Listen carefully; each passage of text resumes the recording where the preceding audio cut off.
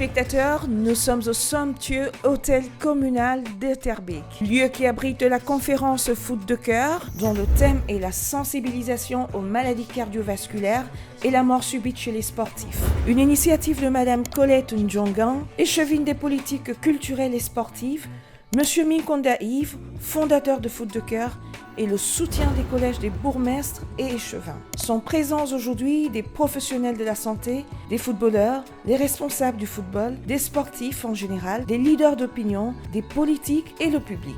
Foot de cœur se passe en 2 volets. Un volet plus académique aujourd'hui avec une conférence et demain un volet plus sportif, festif, culturel avec de nombreuses simulations de réanimation cardio-pulmonaire. Foot de cœur, c'est à suivre de près parce que c'est ici qu'il faut être. Voilà, bonsoir à toutes et à tous. Merci d'être là pour cette 8e édition de Foot de cœur. C'est une prévention à la mort subite et aux problèmes cardiovasculaires du sportif.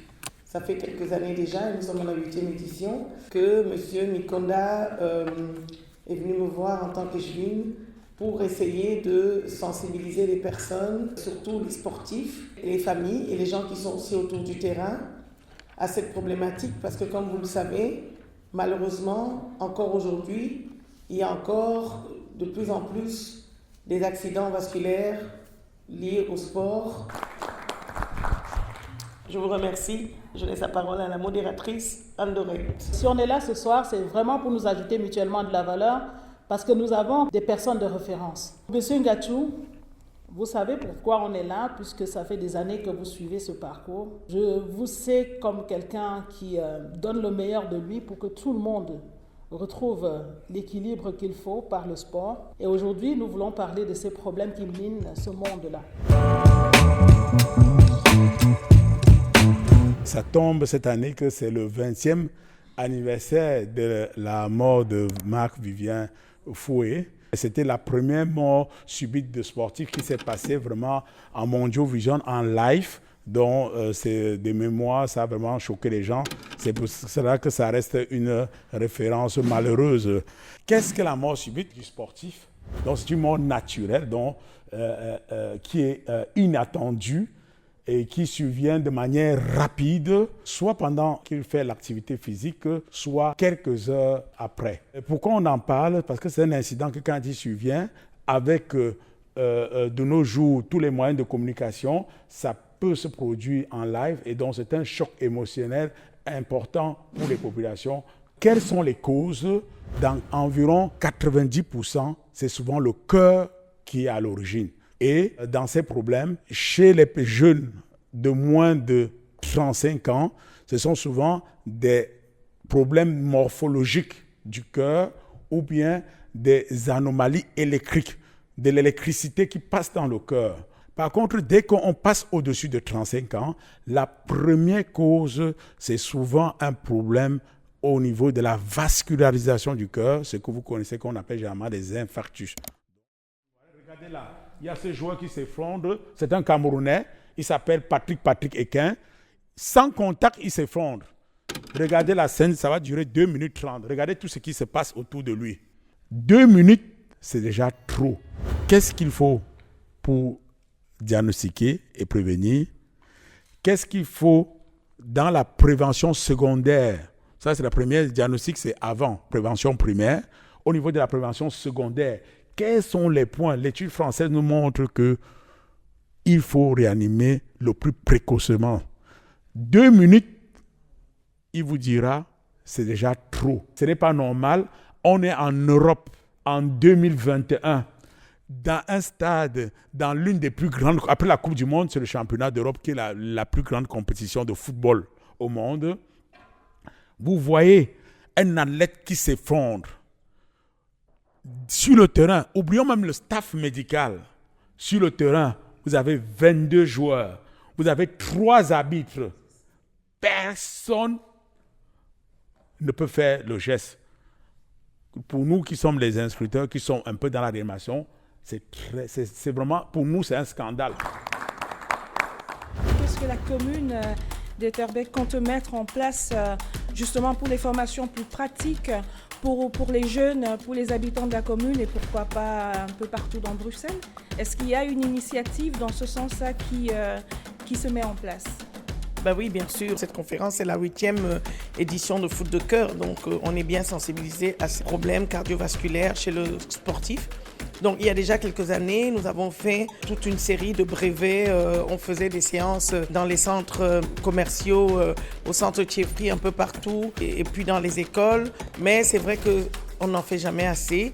Ce qui serait bien, c'est de vraiment ventiler ça au niveau des écoles et au niveau des centres sportifs, parce que les jeunes qui sont dans les clubs de quartier, font aussi du sport de façon assez importante. La commune d'Etterbeek s'est acheté un défibrillateur. Plusieurs défibrillateurs, qu'est-ce que je raconte? Plusieurs défibrillateurs, parmi lesquels certains au centre sportif et au terrain. Et donc, il faut aussi former les gens à l'utilisation.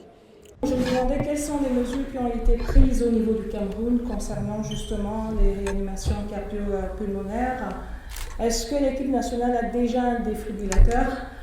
Est-ce qu'au sein de l'équipe nationale, il y a les professionnels qui sont formés à la réanimation cardio-pulmonaire?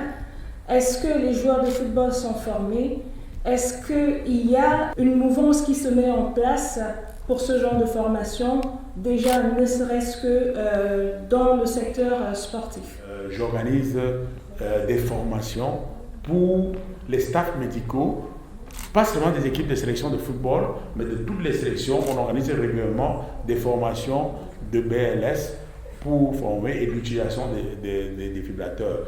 Au niveau de la Fédération camerounaise de football, pendant tout mon magistère, j'ai vraiment insisté pour que nous puissions avoir dans toutes les sélections les défibrillateurs. Ce n'est pas toujours facile d'implémenter ça, mais actuellement, je peux vous rassurer, nous, depuis longtemps, chez les Lions A, nous avons au moins 2 défibrillateurs, parce qu'on peut toujours se dire qu'il peut y avoir un qui tombe, qu'on se déplace avec partout où on va, que ce soit dans les hôtels, que ce soit dans les stades d'entraînement, nous avons les défibrillateurs. Dans les autres sélections également. J'ai opéré du cœur ouvert d'urgence à Saint-Pierre le 10 juillet 2017. Et je suis resté 10 jours aux soins intensifs, 9 jours à l'hospitalisation. Et je commence à parler. Donc ils m'attendaient que je parle. Et je parlais. Les enfants étaient contents.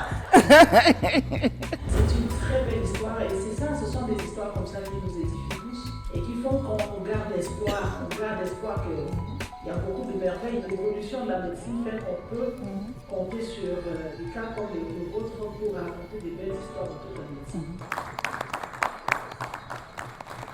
On a pu échanger sur la mort subie des sportifs et essayer de répondre aux questions et les édifier sur qu'est-ce qui peut faire pour améliorer la suivi des athlètes, des sportifs quand ils s'écroulent sur le terrain. Donc justement, qu'est-ce que vous préconisez à ce niveau-là, c'est-à-dire de manière internationale? Quelles sont les actions que vous aimeriez que les États mettent en place justement pour que tout le monde ait accès à ce genre de formation?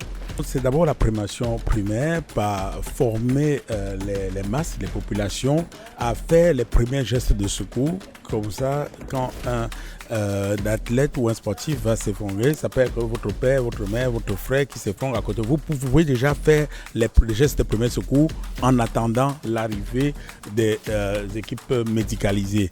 Donc, c'est le premier plaidoyer, c'est ça, de renforcer les formations dans les écoles, dans des académies sportives. En plus des équipes médicales, il faut former les acteurs. Donc, ça veut dire les joueurs, les entraîneurs, les arbitres, tous les officiels, à pouvoir faire les premiers gestes parce que c'est souvent eux qui sont au cœur de l'action. C'est quand même choquant d'avoir 22 joueurs, 3 arbitres sur le terrain et qu'aucune personne d'entre eux ne puisse faire le premier geste qui permet de sauver la personne. Et je voudrais inviter un autre spécialiste. Ce qui va suivre, c'est lui qui doit nous donner le ton.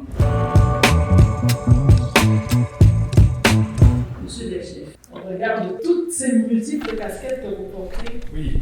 Qu'est-ce qu'on peut dire de tout ce que vous avez entendu à votre niveau? Tout d'abord, merci à Madame Leishwin parce qu'elle disait qu'on avait tous le bâton de pèlerin pour aller expliquer et former toutes ces personnes à la réanimation, mais vous êtes là pour réunir tout le monde et pour informer le public, ce qui est quand même le plus important parce que William l'a bien expliqué, ce sont les premières minutes les plus importantes et en général, nous, les professionnels de la santé, on arrive trop tard. Et donc, merci d'avoir réuni tout le monde autour de cette table, dans cet hémicycle, pour pouvoir justement former et expliquer qu'il est important de prévenir l'arrêt cardiaque, c'est-à-dire de faire la réanimation cardiopulmonaire le plus rapidement possible. Et donc, cette fameuse chaîne de survie, une fois qu'on s'effondre, comme on l'a vu, de manière inopinée, c'est-à-dire qu'on n'était pas prévenu, ça arrive comme ça sur le moment, il faut réanimer directement. Chaque minute où on ne fait pas de réanimation après un arrêt cardiaque, on perd 10% de chances de survie. Alors on va dire, oui mais Jack, ici en Europe, en Belgique, tu appelles l'ambulance et ils sont là très vite.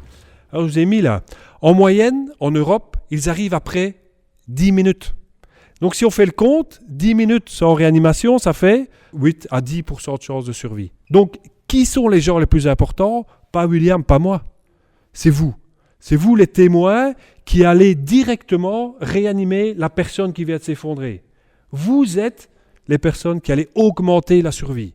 William et moi, on essaiera avec quelques médicaments d'aider le reste, mais vous êtes là pour sauver les jeunes et les moins jeunes, qu'ils soient sur un terrain de football ou dans votre famille.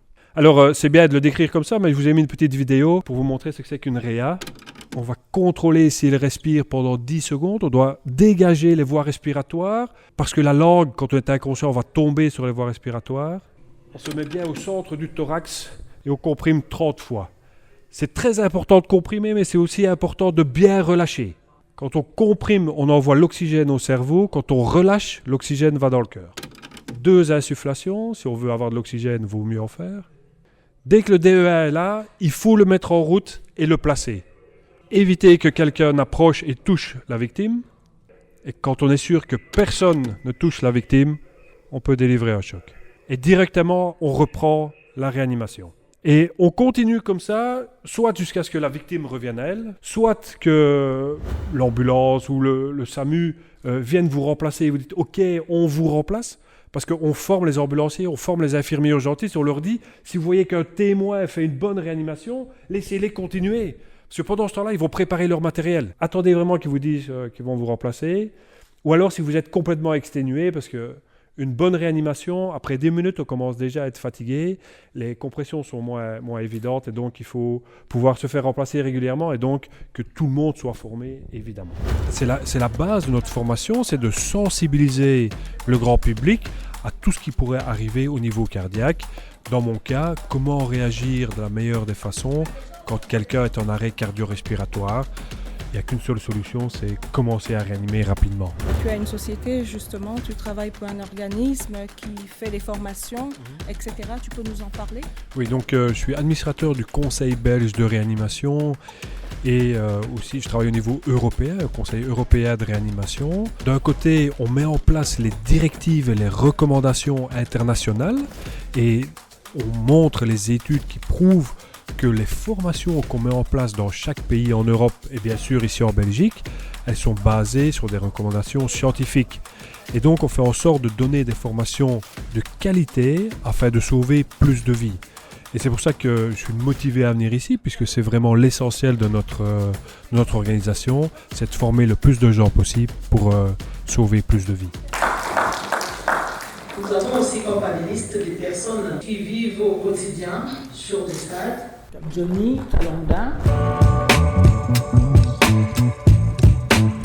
Comment ça vous a percuté tout ce qui a été dit, vous qui êtes tout le temps sur le terrain? Quand on voit des images, comme on vient de nous montrer, des vidéos de sportifs supposés être en pleine santé qui s'effondrent sur le terrain, c'est pas des images... Voilà, c'est pas des images chouettes. Dans le sport, il y a plusieurs catégories de personnes. Il y a des amateurs, il y a des professionnels. Et parmi les professionnels, il y a aussi des femmes. Donc ici, on a vu des exemples d'hommes qui tombent sur le terrain. Et maintenant, le football féminin et le sport féminin est très professionnel. Donc il y a des Coupes du Monde. Et donc, pour le moment, on n'a pas encore vu d'images traumatisantes. Est-ce que les femmes sont en meilleure santé que les hommes? C'est une question qu'on peut se poser. Alors qu'on sait que la maladie, la mort subite est la première cause de mortalité dans le monde. Mais en tant qu'acteur du football, on est bien sûr très très touchés par ces pertes. Ce sont avant tout des pertes humaines. Donc comment arriver à restreindre ces tristes épisodes. Donc voilà, il y a les médecins qui sont là pour faire des études, pour faire des recherches. On ne peut que les encourager. Et en tout cas, moi, dans mon secteur, c'est encourager les gens à être soigneux dans leur hygiène de vie. Donc je ne suis pas médecin, mais bon, voilà, je peux donner des explications sur comment se préparer, comment bien dormir, hein, ça c'est pas difficile, comment ne pas être trop stressé, parce que on oublie l'anxiété, etc. Donc tous ces facteurs-là peuvent causer aussi des maladies cardiaques. Ce débat sur les maladies cardiovasculaires me touche profondément, puisqu'en tant qu'acteur dans le football, ça me désole de toujours voir des sportifs tomber par terre. Je pense que ce type de débat peut faire avancer, et donc surtout que les gens puissent participer aussi et donner peut-être de nouvelles idées. Donc moi en tout cas je suis très très intéressé et ravi d'être présent. En effet, c'est la deuxième fois que tu es convié à cette conférence. D'ailleurs, tu as ramené quelques joueurs aussi qui ont donné leur voix durant la conférence. En ce qui concerne les joueurs que tu coaches actuellement, quelles sont les mesures qui sont justement prises pour que ces joueurs-là n'aient pas ce genre de problème-là? Les clubs de foot sont tous professionnels, hein, donc ils encadrent les joueurs au niveau médical. Donc ça, c'est le minimum qu'ils puissent faire. Donc maintenant, après, des accidents malheureusement arrivent.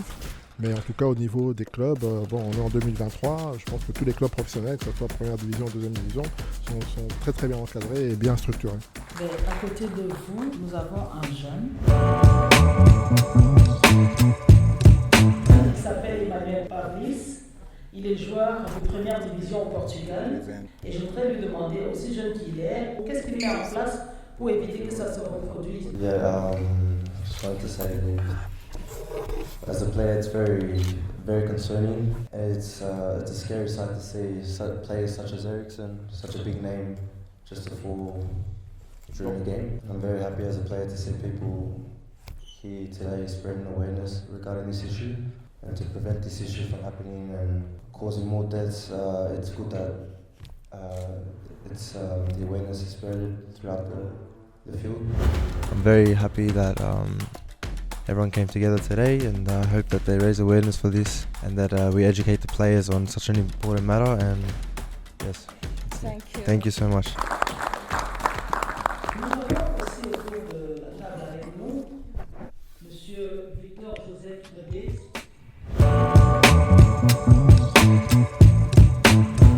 Il y a un paramètre qui est vraiment très important, surtout au niveau des familles africaines, c'est l'obligation de résultats immédiats pour les jeunes joueurs. Parce qu'il y a trop de pression. Un parent qui ramène un enfant vers un agent, et dans son entendement, l'agent doit faire la magie pour que son enfant soit professionnel. Et maintenant, je suis désolé, nous ne sommes pas des magiciens. C'est ce que le professeur disait tout à l'heure. Et derrière tout ça, il y a des choses très importantes. C'est-à-dire l'alimentation, l'hygiène de vie. Il y a beaucoup de paramètres qui rentrent en ligne. Je pense que vous, en tant que famille, en tant que parents ici, c'est quelque chose que vous devez garder. C'est quelque chose que vous devez inculquer à vos enfants. Parce que c'est vrai, on parle de mort subie dans le foot, mais ce n'est pas seulement dans le foot. C'est-à-dire même à la maison, après cette conférence, on peut arriver à la maison et on peut être victime de ça. Mais est-ce que ceux qui sont proches de nous ont été formés pour nous ramener à la vie? Voilà, ça doit être un questionnement qu'on doit mettre au quotidien, auprès surtout de la communauté africaine qui comprennent l'importance de la médecine du sport dans le football. Merci.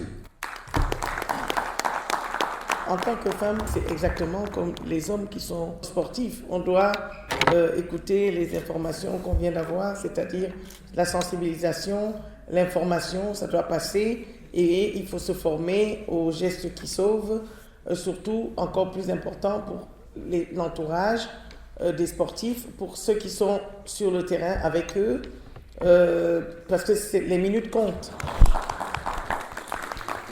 Quelles sont vos impressions par rapport à tout ce qui s'est passé aujourd'hui? Je suis très contente. Je vous remercie déjà de votre présence pour couvrir cet événement parce que vous êtes quand même une journaliste de grand niveau. Merci. Et donc, c'est un honneur pour nous de vous avoir. Et alors, Je ressens une joie parce que les personnes qui ont été présentes se sont rendues vraiment très intéressées de ce dont on a parlé. Nous avons eu des orateurs de qualité qui sont venus parler de la sensibilisation, de la prévention, de comment on se comporte devant une personne qui tombe dans un terrain pour pouvoir la sauver, de l'importance des premiers secours rapides et de la réanimation de base, d'apprendre ces gestes de premiers secours à tout un chacun, de l'importance d'apprendre aux personnes qui sont sur le terrain ou qui sont en contact avec les sportifs, de leur apprendre la conduite à suivre devant les personnes qui se sentent pas bien ou qui ont un malaise ou qui tombent pendant un effort sportif.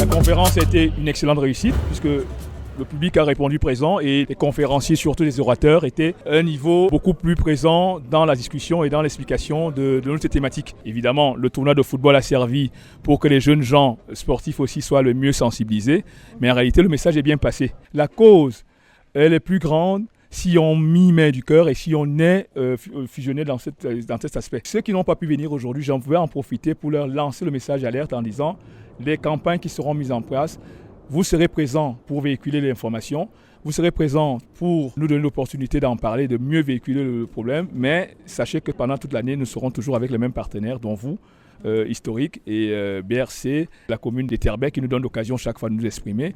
Et j'invite les uns et les autres à venir nous rejoindre dans cette belle aventure. Cet événement a été un événement inimaginable parce que beaucoup de gens ne regardent pas l'ampleur de ce que ça peut faire au niveau du pays. Je me renvoie au Cameroun en regardant les événements auxquels nous avons toujours fait face, à savoir des décès subits à travers lesquels on accuse un oncle, alors que ce ne sont que des trucs qui se vérifient scientifiquement. Donc c'est d'une importance capitale, vraiment un truc à exporter au niveau de notre pays.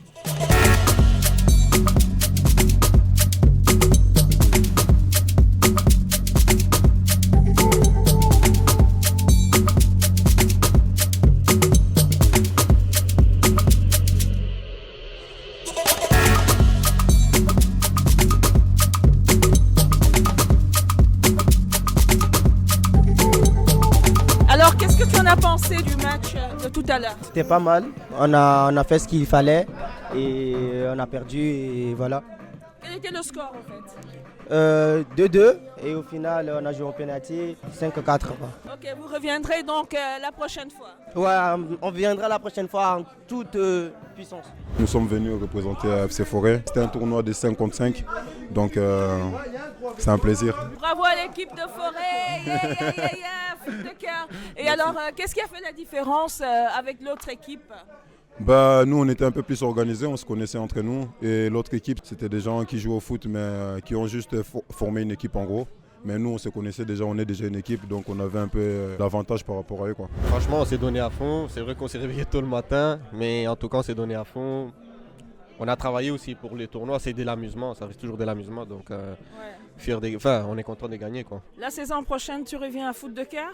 Avec plaisir, avec plaisir, quoi. Si on m'appelle, je suis là, quoi. Je voudrais, avant de remettre les trophées, féliciter tous ceux qui ont participé parce que l'important, vous le savez, c'est de pouvoir se retrouver ensemble, construire, apprendre à se respecter les uns les autres. Je voulais remercier Foot de cœur, Monsieur Mikondé, féliciter la BRC pour ses démonstrations. Merci Monsieur Delchef et remercier tous les sponsors et tous ceux qui ont voulu accepter de participer à cette belle aventure. Merci beaucoup. Merci.